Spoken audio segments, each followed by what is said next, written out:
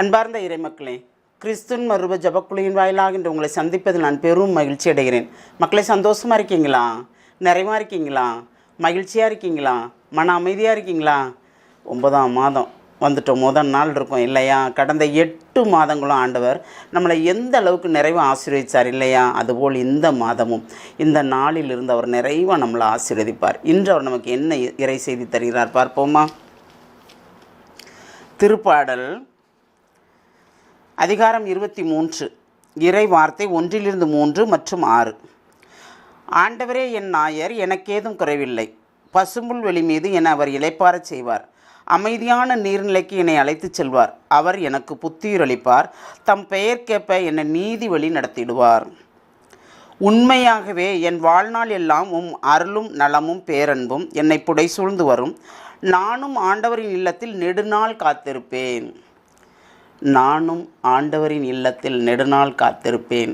மக்களே, நாம் ஆண்டவருக்காக காத்திருக்கும்போது அவர் நமக்கு நிறைவான ஆசீர்வாதம். அவர் நம் ஆயராக இருக்கும்போது நமக்கு என்ன குறை இல்லையா? ஆண்டவரே என் ஆயர், எனக்கு ஏது குறை? நம்மளை பசும்புல் மேய்ச்சலில் நம்மளை வழிநடத்துகிறார். அதாவது நமக்கு என்னென்ன தேவை என்பதை தெரிந்து அவர் நமக்கு செய்து தருகிறார். நாம் சொல்கிறதுக்கு முன்னாலே அவருக்கு எல்லாமே தெரியும் இல்லையா? நம்ம சோர்ந்திருக்கோமா? ஏன் சோர்ந்திருக்க? என்ன வேணும் உனக்கு அப்படின்னு கேட்குற இறைவன் நம்மளோடு இருக்கிறார். அதனால் அவர் நமக்கு புத்துயிர் அளிக்கிறார், புது தெம்பை தருகிறார், உற்சாகத்தை தருகிறார், உறுதி தரும் ஆவியால் நம்மளை பலப்படுத்துகிறார். ஒவ்வொரு நொடி பொழுதும் நம்மளை கரம்பிடித்து நடத்தி செல்கிறார். இப்படி ஒரு இறைவன் நமக்கு கிடைக்க நாம் கொடுத்து வைக்கணும் இல்லையா? அதுதான் உண்மை. ஏனென்றால் பசும்புல் வெளியில் மீது என்னை அவர் இளைப்பாறச் செய்வார். அமைதியான நீர்நிலைக்கு என்னை அழைத்து செல்வார். எப்பொழுதும் நமக்குள்ள அமைதியும் சமாதானமும் சந்தோஷமும் இருக்கும்படி செய்வார். ஏனென்றால் எரிச்சல் சில பேருக்கு எப்பவும் இருந்துகிட்டே இருக்கும். அந்த எரிச்சலின் ஆவியை எடுத்து வெளியில் வீசி சமாதானத்தின் ஆவியை தந்தாலே நமக்குள் சந்தோஷம் வந்துடும் இல்லையா? யாரை பார்த்தாலும் ஒரு எரிச்சல் வரும், எதை செஞ்சாலும் ஒரு எரிச்சல் வரும். சீச்சின்னு சொல்லிட்டு இருப்பாங்க. இல்லாட்டா எரிச்சல் அந்த ஃபேஸே மாறி இருக்கும். அதெல்லாம் இல்லாமல் நம்ம ஆண்டவரோடு இருக்கும்போது ஒவ்வொரு நொடிப்பொழுது நீ இப்படி இருக்குன்னு அவர் நம்மளை சுட்டி காட்டிக்கிட்டே நம்மளுக்கு வெளிப்படுத்திகிட்டே அவர் இருக்கும்போது நம்மளை நாமே மாற்றிக்கொள்கிறோம் இல்லையா? அப்படி நம்மளை மாற்றும்போது எல்லாமே நமக்கு நிறைவாக கிடைக்கிறது. எது எது தேவையோ அதை அனைத்து அவர் செய்து தருகிறார். அப்படி அவர் செய்து தரும்போது நமக்கு எப்படி கிடைக்கிது? அப்புறம் நம்ம வாழ்நாள் ஃபுல்லாக நமக்கு எல்லாமே நமக்கு என்னென்ன தேவையோ அனைத்தையும் அவர் தரும்படி ஆசீர்வதிக்கிறார். இந்த ஆசீர்வாதம் யாருக்கு கிடைக்கும் இல்லையா? நமக்கு கிடைச்சிருக்கு. அப்போ இந்த மாதத்தில் முதல் நாளில் அவர் நமக்கு எல்லா நலனாலும், அதாவது உண்மையாகவே என் வாழ்நாள் எல்லாம் அருளும் நலமும் பேரன்பும் என்னை புடை சூழ்ந்து வரும். அப்படி புடை சூழ்ந்து வரும்போது அருளும் நலமும் நமக்கு நிறைவாக கிடைக்கும்போது நாம் ஆண்டவரை தவிர வேறு யாரை தேடுவோம் இல்லையா?